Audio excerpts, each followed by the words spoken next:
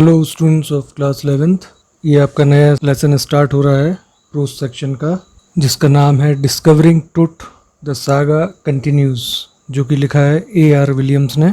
और ये स्पेशलिस्ट रही हैं साइंस और कल्चरल हेरिटेज की, यानी विज्ञान और सांस्कृतिक विरासत की। She was awarded many times. She devoted herself to solve ancient historical mysteries of the world. और इनको कई ऐसे अवार्ड मिले अपने काम के लिए, और इन्होंने अपना पूरा जो जीवन था समर्पित कर दिया था काय के लिए, जो पुरानी ऐतिहासिक जो रहस्य होते हैं उनको सॉल्व करने के लिए।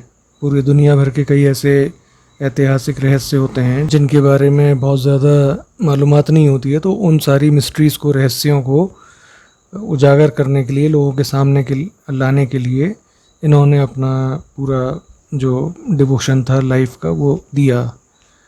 और इस लेसन के बारे में अगर बात करें तो एक टाइम की बात है कि a great civilisation flourished in Egypt. Egypt में एक बहुत महान सभ्यता फली फूली थी।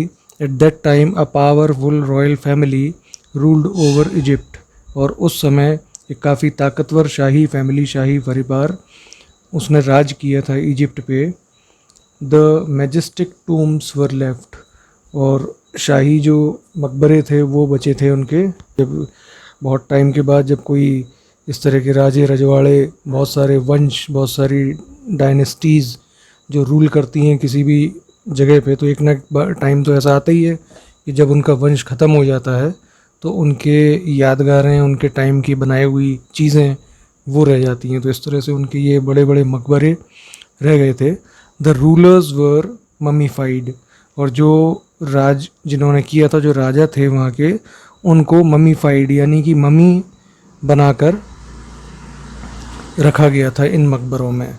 टुट was the last ruler of the royal family. और ये जो टुट था जिसके बारे में ये कहानी है इजिप्ट के राजा की, वो इस शाही फैमिली का आखिरी वंशज था जिसने आखिरी बार रूल किया। Howard Carter discovered his tomb. और एक हावर्ड कार्टर हुए हैं, वो भी ये इतिहासविद जो ये पुरानी पुरातत्व की चीज़ें, पुरानी चीज़ें ढूंढते हैं, वो रहे हावर्ड कार्टर। तो उन्होंने जो है ये इसका मकबरा ढूंढा था। He was just a teenager when he died.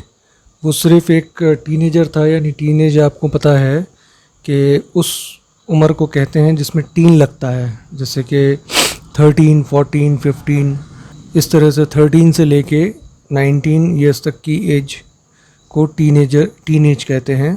और इस एज के जो भी बॉयज़ एंड गर्ल्स होते हैं उनको टीनेजर्स कहा जाता है। तो जैसा इसके बारे में बताया जा रहा है कि वो एक टीनेजर था जब उसकी मौत हुई, यानी 13 से लेके 19 साल के बीच की उसकी एज रही होगी। The last heir of a powerful family that had ruled Egypt and its empire for centuries. और ये जो था, ये लास्ट एयर, एयर का मतलब है HEIR इसकी स्पेलिंग है, लेकिन इसको हेयर नहीं एयर पढ़ते हैं। एयर का मतलब होता है वारिस। तो ये क्या था, ये आखिरी वारिस था उस ताकतवर फैमिली का जिसने इजिप्ट के ऊपर शताब्दियों तक राज किया था। He was laid to rest, laid in with gold and eventually forgotten. और जब इसकी डेथ हुई तो इसको सोने से लाद के, जैसा कि वहाँ परंपरा हुआ करती थी कि जो इजिप्ट के ये उस समय के ये जो राजा हुआ करते थे, जब इनकी डेथ होती थी तो इनको सोने चांदी के बहुत सारा सामान रख के, और जो उनके यूज़ की चीज़ें थीं वो भी उनके ताबूत में आसपास रख के कब्र का एक कमरा बनाया जाता था। उसमें इनका ताबूत और इनके मतलब ये मान के इनको दफनाया जाता था कि ये मरने के बाद भी इनकी लाइफ रहेगी, वो मरने के बाद भी ये इन चीज़ों का इस्तेमाल करने की ज़रूरत पड़ेगी। तो धन दौलत, सोने चांदी के जेवरात, बहुत कीमती चीज़ें और काफ़ी और चीज़ें यूज़ की इनके साथ रखी जाती थी।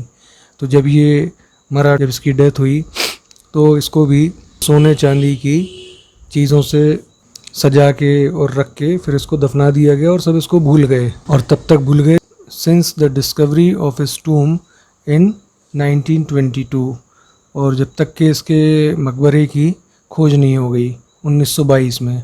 The modern world has speculated about what happened to him. और जो आधुनिक समाज था, दुनिया थी, आज की जो दुनिया थी, यानी 1922 में जब इसका मकबरा मिला तो उस समय की जो दुनिया थी उसमें लोग ये अंदाज़ा लगाते रहे कि इसकी मौत कैसे हुई होगी, with murder being the most extreme possibility. और उसका जो मर्डर होना, उसको कत्ल किया जाना सबसे ज़्यादा बड़ी संभावना नज़र आ रही थी। Now leaving his tomb for the first time in almost 80 years, Tut has undergone a CT scan that offers new clues about his life and death। और अब पहली बार 80 साल के बाद, यानी 1922 में जब इनके मकबरे की ये खोज हुई, तो उसके लगभग 80 साल के बाद पहली बार इसकी जो बॉडी है उसको उसके मकबरे से निकाल के ले जाया गया। कहाँ? एक सीटी स्कैन करने के लिए, जिससे कि इसके लाइफ के और इसकी डेथ के बारे में और कुछ क्लूज़, कुछ नई जानकारियाँ मिल सकें। And provides precise data for an accurate forensic reconstruction of the boyish pharaoh, और जिससे कि एक सही डाटा मिल सके, सही आंकड़े मिल सके एक फॉरेंसिक रिकन्स्ट्रक्शन करने के लिए। फॉरेंसिक रिकन्स्ट्रक्शन का मतलब फॉरेंसिक, जैसे आप समझते हैं, एक जब भी कोई घटना हो जाती है, किसी की डेथ हो जाती है, तो फॉरेंसिक जो साइंस है उससे काफ़ी चीज़ें पता लगाई जा सकती हैं। उसके खून की जांच से, उसकी हड्डियों की जांच से काफ़ी कुछ पता चलता है कि किसी की मौत कब हुई थी, क्यों हुई होगी, क्या रीज़न रहा होगा। तो ये सारी चीज़ें फॉरेंसिक में आती हैं। और फॉरेंसिक रिकन्स्ट्रक्शन का मतलब होता है कि उसको एक तरीके से दोबारा हम उसका इमेजिन कर सकें कि उसका बॉडी कैसी रही होगी, उसका स्ट्रक्चर कैसा रहा होगा, कितनी हाइट होगी उसकी, कैसा उसका जो बॉडी थी वो स्लिम थी या वज़नी थी, मोटा था, पतला था, वो कैसा था। तो ये एक तरीके से उसकी पूरी स्टडी करके और उसका स्ट्रक्चर दोबारा बनाने की जो कोशिश हो सके, इसके लिए उसका सीटी स्कैन करने के लिए उसको वहाँ से उसके कब्र के जो कमरे से निकाल के और सीटी स्कैन करने ले जाया गया। An angry wind stirred up ghostly dust devils as King Tut was taken from his resting place in the ancient Egyptian cemetery known as the Valley of the Kings। कि जब ये उसको वहाँ से निकाला जा रहा था, जब राजा टुट को उसकी कब्र मिस्र के समाधि क्षेत्र, पहले क्या होता था कि जो राजे महाराजाओं का एक टाइम था, तो उस टाइम पर उनके जो क्रियाक्रम होते थे उनकी डेथ के बाद, तो आम लोगों का अलग होता था और राजाओं के लिए अलग जगह फिक्स की जाती थी। तो जो ये मिस्र के राज खानदान, ये जो राजसी खानदान होते थे, इनका तो जो समाधि क्षेत्र था, जहाँ पर इनको मौत के बाद इनकी समाधि या इनके मकबरे टाइप के बनाए जाते थे, वो पूरा एक बहुत लंबा चौड़ा एरिया था जिसमें इन सब की समाधियाँ, इन सब की कब्रें बनी हुई थी। तो उसी क्षेत्र से ये मिली थी मम्मी। वहाँ से जब इसको, और उस क्षेत्र को क्या कहा जाता है? राजाओं की घाटी, द वैली नोन एज, जब the Egyptian cemetery known as the valley of the kings. तो जब ये वैली ऑफ द किंग्स में से, यानी राजाओं की ये जो घाटी है, यहाँ से जब राजा टुट के इसको निकाला जा रहा था, तो जैसे हवा जो है, नाराज़ हवा, जिसने कि भूतों जैसे धूल के शैतान खड़े कर दिए। अब भूतों जैसे धूल के शैतान से मतलब ये है, इंग्लिश में जहाँ ये लिखा है कि an angry wind stirred up ghostly dust devils, तो इसका अगर हिंदी में ट्रांसलेशन करेंगे तो जो नाराज़ हवा ने भूतों जैसे धूल के शैतान खड़े कर दिए। तो इसका ये मतलब है कि जैसे अगर आपने किसी हॉरर फिल्म में भी देखा हो, तो वहाँ पर किसी आत्मा या किसी प्रेतात्मा का प्रेजेंस या उसकी मौजूदगी दिखाने के लिए हवा ऐसे चलती है, झोंका टाइप का, और धूल से कुछ ऐसी आकृति टाइप का, बवंडर टाइप का उठ के किसी शेप में दिखाई देता है या दिखाया जाता है। तो उसी तरीके से जब ये ताबूत इसका निकाला गया वहाँ से, तो हवा जैसे ज़ोर की चल रही थी, झोंके, हवा के तेज़ झोंके इस तरह से आए कि ऐसा लग रहा था कि हवा भी नाराज़ है और कुछ वहाँ पे प्रेतात्माएँ ऐसी हैं जो जैसे हवा ने अपनी नाराज़गी दिखाने के लिए धूल के ऐसे बवंडर या शैतान खड़े कर दिए। Dark bellied clouds had scudded across the desert sky all day and now were veiling the stars in cascade grey। Dark bellied clouds, dark bellied clouds का क्या मतलब है कि डार्क का मतलब काली या गहरी, और बेलीड, बेली का मतलब होता है पेट या तोंद, और काले काले तोंद जैसे, निकली हुई तोंद जैसे बादल इधर पे कहा जा रहा है। तो ये जब हम आसमान में देखते हैं बादलों को घुमाते हुए, तो उनका शेप कई बार ऐसा लग सकता है कि जैसे उनका शरीर, अगर हम इमेजिन करें, उनकी बॉडी को इमेजिन करें, तो उनका बॉडी का शेप या पेट या उनकी तोंद ऐसी निकली हुई सी दिखाई हमें देगी। तो उसका ये कंपैरिजन यहाँ पे किया है डार्क बेलीड क्लाउड्स के काली मोटी तोंद वाले बादल जो कि तेज़ी से उड़ते जा रहे थे, उमड़ घुमड़ रहे थे, और अब तारों को सुरमई पटारी में छुपाए हुए थे। सुरमई पटारी, पटारी जो ये है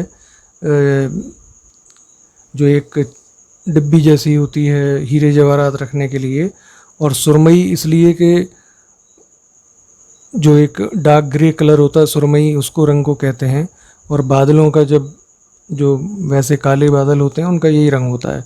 तो इस तरह का कुछ नज़ारा था कि जैसे जो आसमान में तारे हैं वो हीरे जवाहरात हों, और बादलों के अंदर वो छुप गए तो उनको किसी हीरे जवाहरात रखने की डब्बी या पटारी में छुपा लिया गया हो। इट वॉज 6 PM ऑन 5 जनवरी 2005, और ये 6 बजे का टाइम था शाम का, 5 जनवरी 2005 का, जब ये इसकी जो मम्मी है राजा टुट की, उसको निकाल के ये CT स्कैन के लिए ले जाया जा रहा था।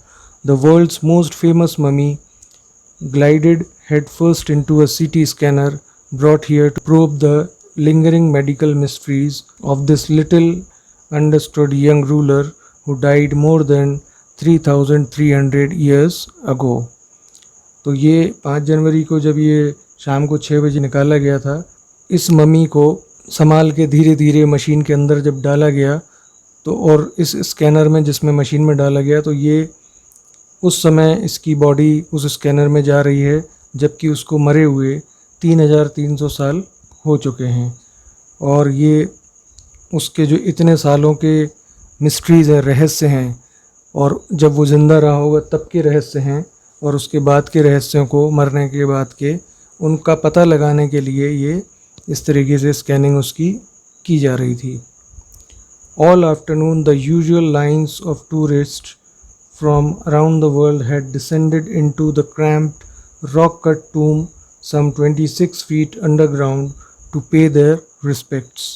और पूरी दोपहर और उसके दोपहर के बाद श्रद्धांजलि देने वालों के लिए पूरा जो दुनिया भर से जो पर्यटक आए हुए थे, एक लाइन में जाके जो चट्टान के अंदर कटे हुए तंग मकबरे, जो कि 26 फीट यानी 26 फुट धरती के नीचे ये बना हुआ था, एक तहखाना नुमा समझ लीजिए, तो उधर पर ये उतर के सारे जो टूरिस्ट वगैरह आए हुए थे लाइन से वहाँ पर उतर के जाते रहे श्रद्धांजलि देने के लिए। They gazed at the murals on the walls of the burial chamber and peered at Tut's gilded face, the most striking feature of his mummy shaped outer coffin lid. और ये जो लोग सब टूरिस्ट आए थे, तो वो कब्र के जो ये सबसे लास्ट वाला जहाँ पे ये कब्र थी, जहाँ उसकी मम्मी रखी हुई थी, तो उसके आसपास का जो एक रूम, ये जो छोटा एक चैम्बर कमरा जैसा बना हुआ था, तो उसकी जो वॉल्स पर, वहाँ पर काफ़ी जो पुराने टाइम में ये चित्र वगैरह बनाए जाते थे, शेप्स वगैरह, तो उनको सब देख रहे थे। और जो टुट का जो राजा टुट था, उसकी मम्मी का एक सोने का नकाब जैसा बनाया हुआ था, चेहरा जैसा, तो वो उसको देख रहे थे, जो उसकी मम्मी थी बिल्कुल उसी के नाक नक्शे जैसा उसका ये सोने का जो एक नकाब जैसा बनाया हुआ था, वो बिल्कुल उसी के चेहरे से उसकी मिलता जुलता नैन नक्शे थे। यानी जिस तरह की आँखें, जितनी बड़ी आँखें या नाक जैसी थी, वैसे ही उसके ऊपर के उस सोने के बने हुए नकाब में भी उसी के फीचर्स वैसे ही देखने में वो चेहरा लग रहा था वैसा। तो ये काफ़ी ताज्जुब वाली बात थी, क्योंकि अगर किसी के चेहरे पे ढकने के लिए, जैसे मास्क हम समझ लें, आप सब लोगों ने देखा होगा कि जैसे प्लास्टिक के मास्क बाज़ार में मिलते हैं, अलग अलग तरह के चेहरे, अलग अलग तरह के उस पर फीचर्स होते हैं, तो वो अगर हम अपने चेहरे पे लगा लें तो चेहरा बदल जाता है, जैसा मास्क होगा वैसा लगने लगता है। लेकिन यहाँ जो राजा टुट का एक सोने का ये मास्क जैसा बनाया गया था, वो बिल्कुल उसका जो फीचर्स थे, उसका जो चेहरा नज़र आ रहा था, वो ओरिजिनल उसके चेहरे के ही जैसा था। तो ये सारी चीज़ें बड़े ध्यान से वो सारे टूरिस्ट लोग बहुत ताज्जुब के साथ देख भी रहे थे। और some visitors read from guide books in a whisper, और कुछ उसमें से टूरिस्ट ऐसे थे जो वहाँ गाइड बुक्स मिली हुई थी उनको वहाँ के पूरे सबके बारे में जानकारी देने के लिए, कि क्योंकि अब जब इस तरह का कुछ हिस्टोरिकल प्लेस होती है या हिस्टोरिकल चीज़ें होती हैं, तो जैसे आप कभी भी किसी ऐतिहासिक जगह पे जाएंगे तो वहाँ आपको गाइड मिल जाते हैं। ताजमहल घूमने जाइए, कुतुब मीनार घूमने जाइए, तो वहाँ पर आपको गाइड्स मिल जाएंगे जो उस जगह के बारे में पूरी आपको नॉलेज देंगे, जानकारी देंगे कि वो जगह कब बनी थी, कैसे बनी थी। अब चूँकि ये नई नई कोई खोज हुई है, अब इस तरह से मम्मी मिली है, तो कोई ऐसी वो प्लेस नहीं है कि जहाँ बहुत सारे टूरिस्ट आ रहे हैं तो जहाँ स्पेसिफिकली गाइड्स को रखा जा सकता है, क्योंकि वहाँ पे ज़्यादा अभी लोगों का आना जाना अलाउड भी नहीं है, क्योंकि कुछ ऐसी चीज़ें हिस्टोरिकल जो कि डिस्टर्ब हो सकती हैं। तो वहाँ क्या है कि जानकारी देने के लिए अगर गाइड बुक्स बना दी गई हैं कि जो लोग उसमें से जो जानकारी चाहते हैं ज़्यादा से ज़्यादा, तो वो किसी बताने वाले को ना रहना पड़े वहाँ पर ज़्यादा टाइम देने के लिए, और उनको भी बार बार किसी से पूछना ना पड़े, तो गाइड बुक्स बना के रख दी गई जिसको कि पढ़ के वो लोग उसमें से इन्फॉर्मेशन जानकारी ले रहे थे जो टूरिस्ट थे, और एक दूसरे से बड़े फुसफुसा के बात कर रहे थे उसके बारे में। जो यहाँ पर लिखा है कि some visitors read from guide books in a whisper, whisper का मतलब है फुसफुसाना, तो वो गाइड बुक्स को देख के फुसफुसा के उस बारे में आपस में बात कर रहे थे। Others stood silently perhaps pondering Tut's untimely death in his late teens, or wondering with a shiver if the Pharaoh's curse, death or misfortune falling upon those who disturbed him was really true।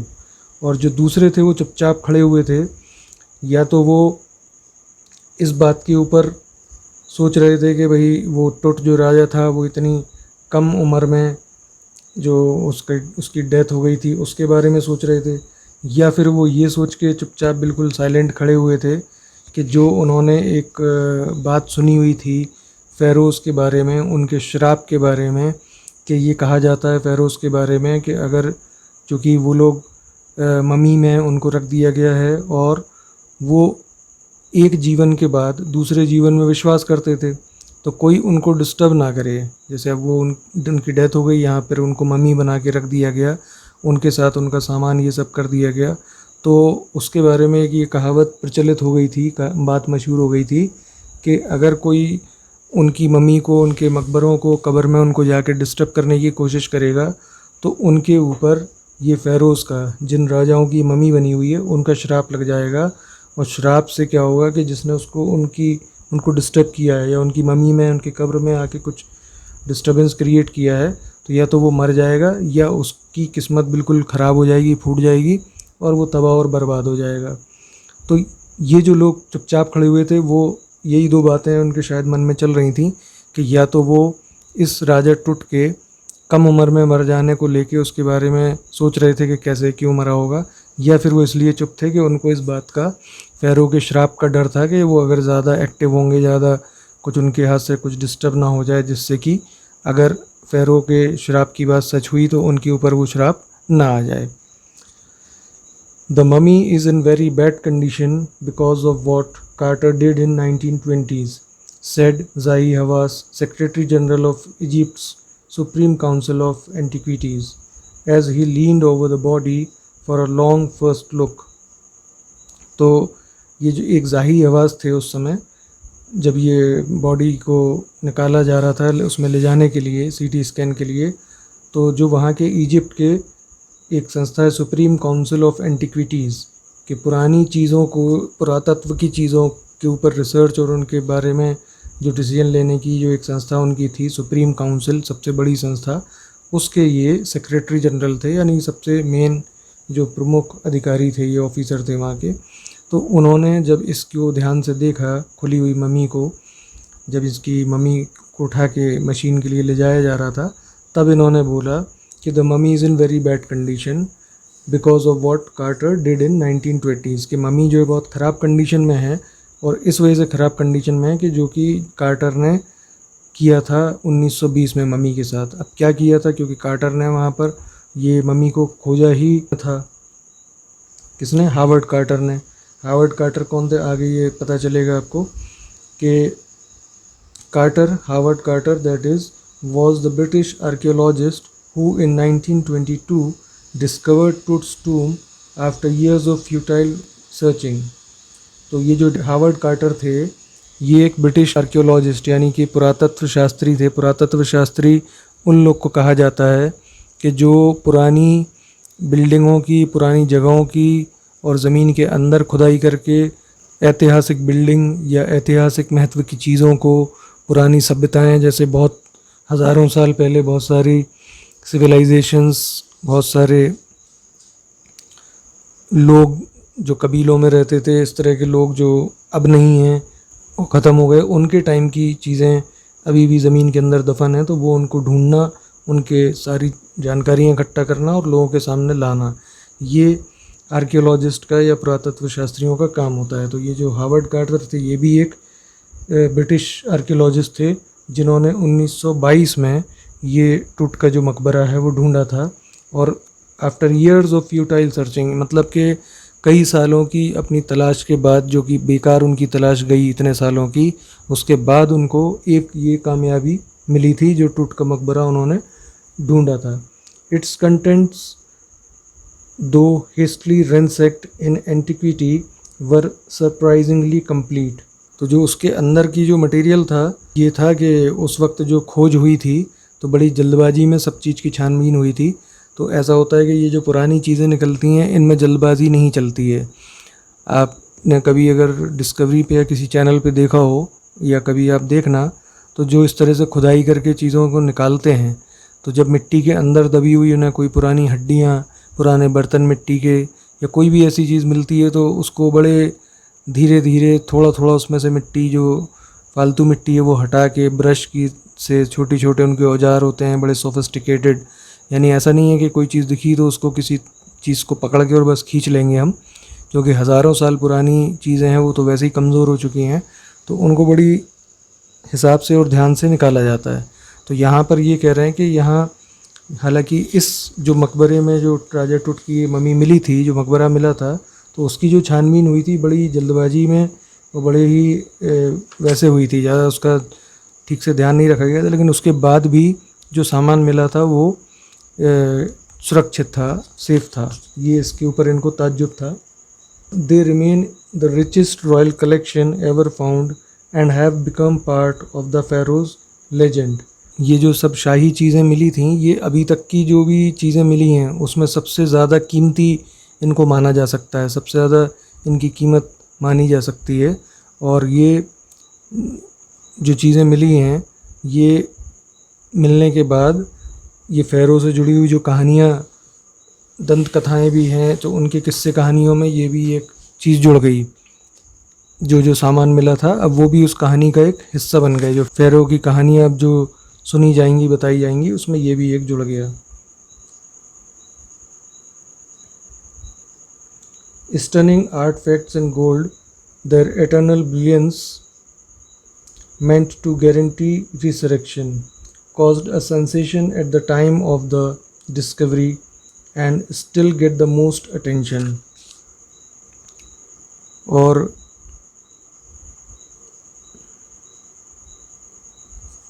जब ये खोज हुई तो ये जो सोने वगैरह की, ये जो कीमती चीज़ों की, बिल्कुल एक तरीके से देख के इंसान जो है शॉक्ड रह जाए। इस तरह की कलात्मक वस्तुएं, ऐसी ऐसी चीज़ें जो थीं, उसने एकदम से लोगों को काफ़ी सनसनी पैदा कर दी थी लोगों में।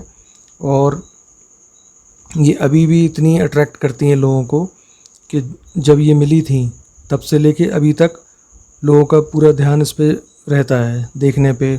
सब उसको देखना चाहते हैं और जिस तरह से उनको बनाया गया है, जो उसमें आर्ट है, ये लोगों को बड़ा अट्रैक्ट करती है कि कैसे उन्होंने ये सब बनाया होगा।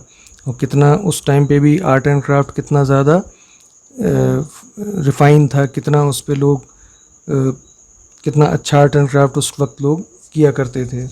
और उन वस्तुओं की जो, ये उन चीज़ों की जो चमक थी वो एक पुनर्जीवन को एक इस तरह से कंफर्म करती थी कि जो भी, तो उससे ये पता चलता था कि उसको इस तरीके से बनाया गया था कि लंबे टाइम तक वो चीज़ें सेफ और सही तरीके से रहेंगी, ताकि जैसा कि पता है कि ये लोग डेथ के बाद लाइफ में यकीन रखते थे, लाइफ आफ्टर डेथ में, कि मरने के बाद भी जीवन है।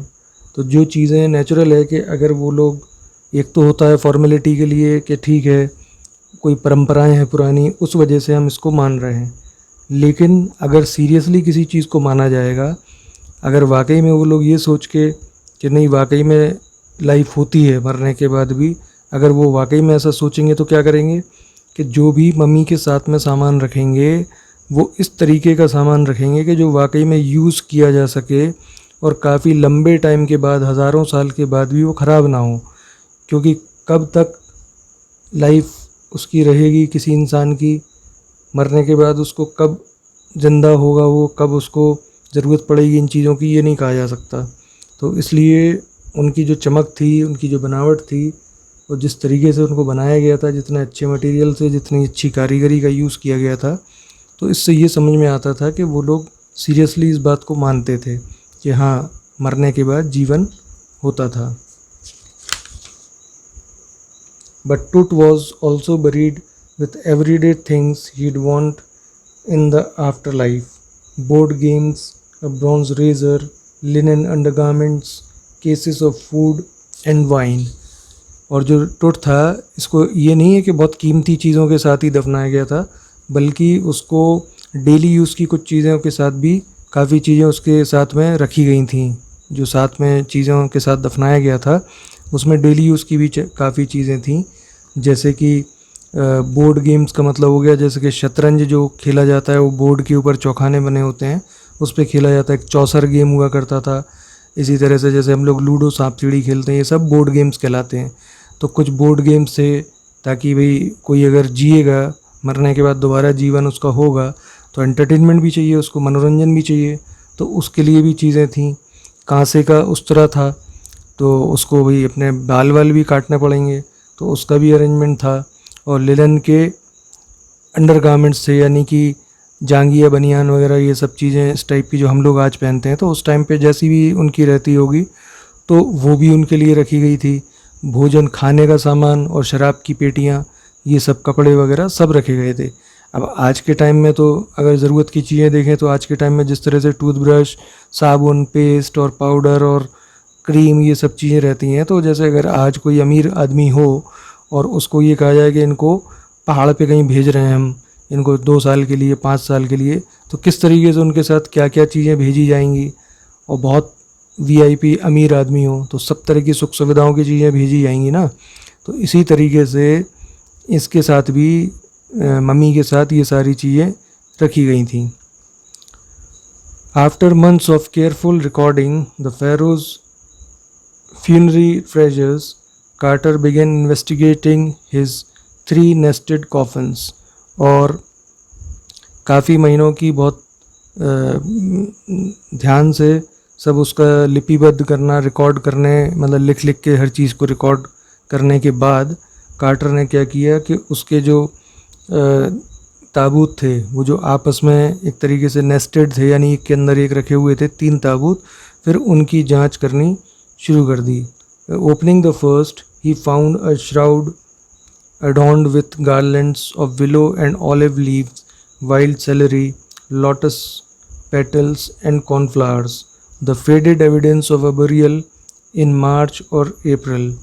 तो जब उनने खोला पहला ये ताबूत, तो उसमें से जो एक कफन मिला, जो कि उस वक्त की जो सारी सजावट के फूल वगैरह होते थे उन सब चीज़ों से, जिसमें विलो और जैतून के पत्ते, जंगली सेलरी, जो अलग अलग तरह के ये फूल पत्ते होते हैं, कमल की पंखड़ियाँ, कॉर्न के फूलों से की मालाओं से सब सजा हुआ था।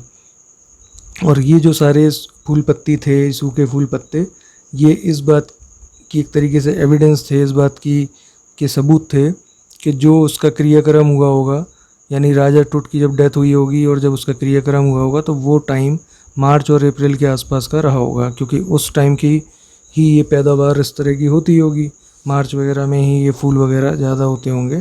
तो इससे ये साइंटिस्ट लोग या जो अंदाज़ा लगाया आर्कियोलॉजिस्ट ने वो ये लगाया।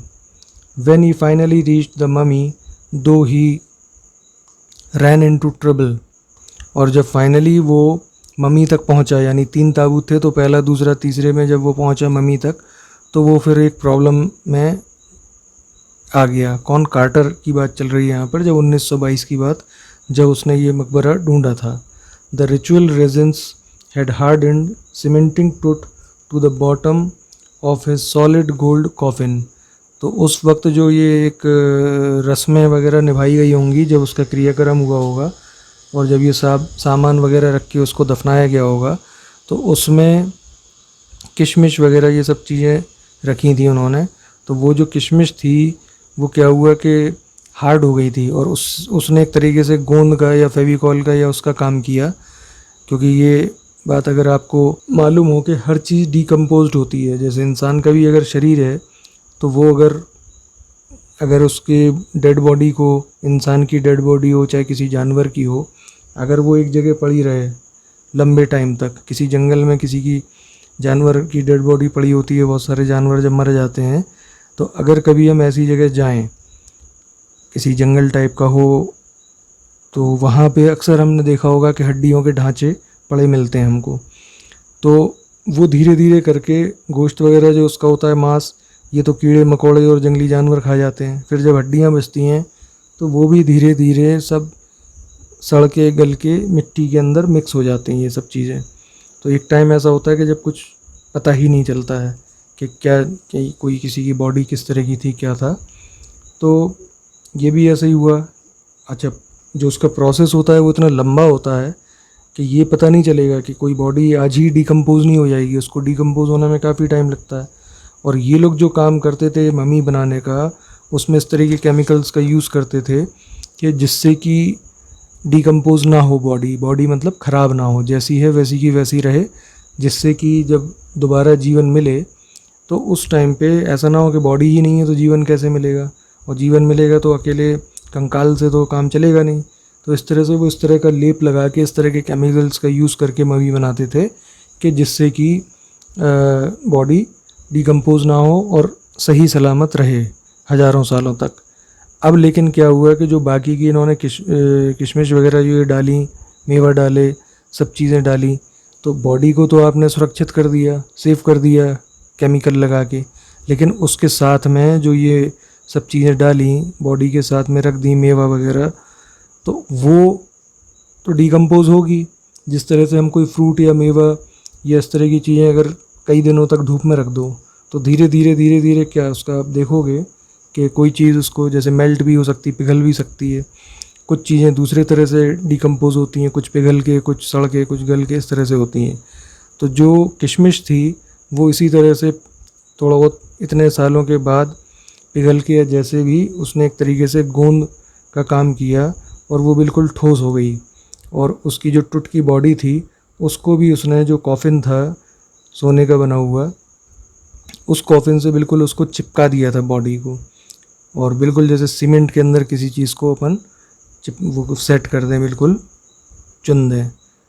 और जितनी तरह की ताकत थोड़ी बहुत जो लगा के यूज़ की जा सकती थी, जैसा कि अभी आपको बताया था कि जो पुरातत्व विभाग की ये खुदाई होती है तो इसमें ज़्यादा लिमिट से ज़्यादा ताकत यूज़ नहीं की जाती है, क्योंकि अगर एक ज़रूरत से ज़्यादा ताकत लगा देंगे तो हो सकता है कि जो अवशेष, जो सामान मिलने वाला है वही डैमेज हो जाए।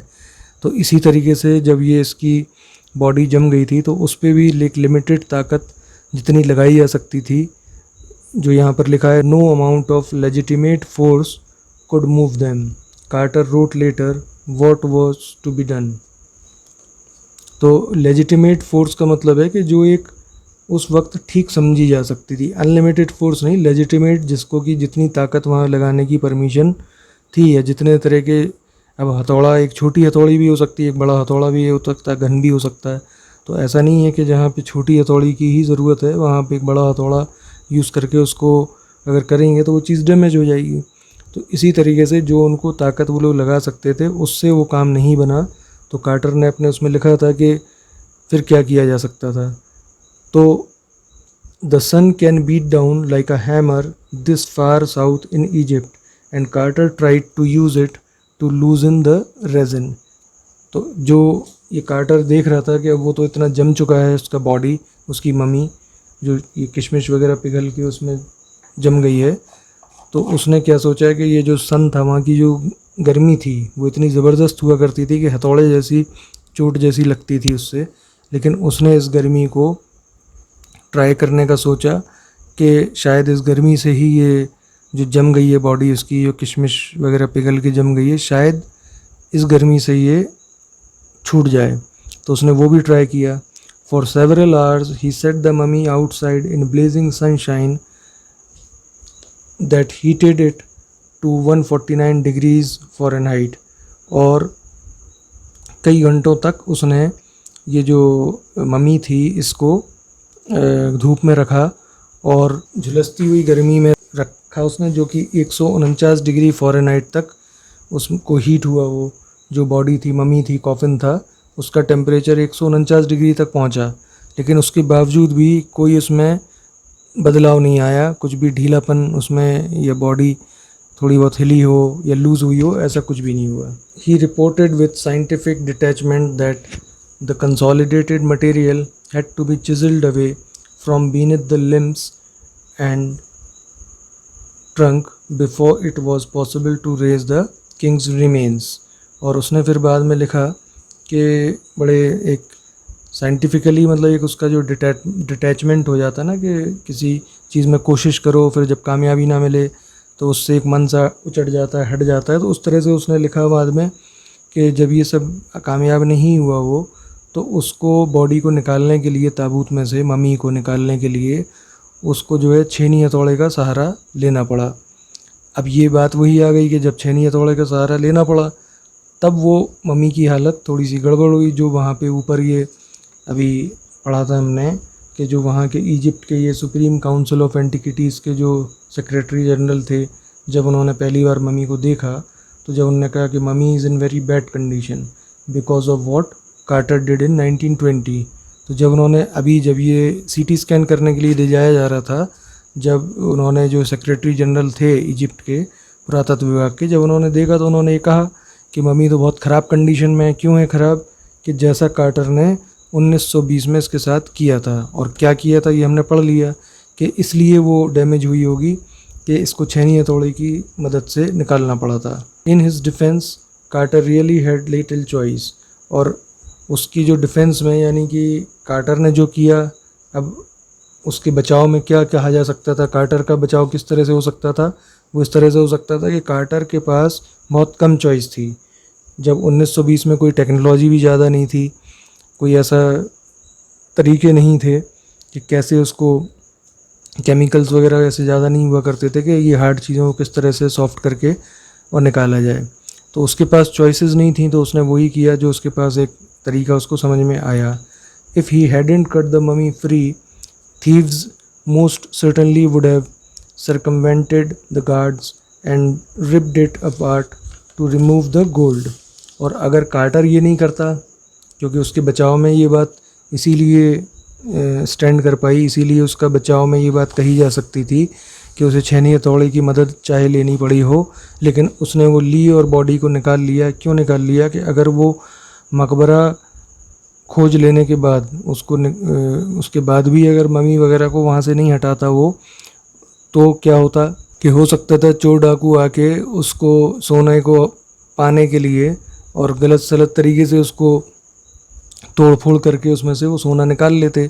और उस सोना को निकालने के लिए चाहे ताबूत के चाहे मम्मी के टुकड़े हो जाते, वो सब डैमेज हो जाता, तो भी चोरों डकैतों को कोई फ़र्क नहीं पड़ता।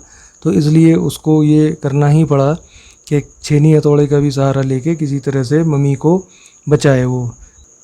इन Tut's time the royals were fabulously wealthy and they thought or hoped they could take their riches with them. और जो टुट का टाइम था, ये राजा टुट का जब ज़माना था, उस वक्त क्या है कि ये लोग बड़े ही अमीर थे, बहुत ही ज़्यादा अमीर थे। और वो सोचते थे या फिर उनकी उम्मीद रहती थी कि वो ये सारी धन दौलत अपने साथ मरने के बाद भी इस्तेमाल करने के लिए ले जा सकते हैं, क्योंकि वो लोग मरने के बाद की लाइफ में यकीन रखते थे।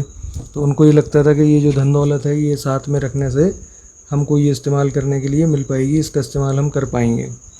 For his journey to the great beyond, King Tut was lavished with glittering goods, precious collars, inlaid necklace and bracelets, rings, amulets, a ceremonial apron, sandals, sheaths for his fingers and toes, and the now iconic inner coffin and mask, all of pure gold. तो ये जो टुट के समय जो राजे महाराजे थे वो बहुत ही ज़्यादा अमीर थे और वो ये सोचते थे या उम्मीद करते थे कि वो अपने साथ ये सारी दौलत ले जा सकेंगे।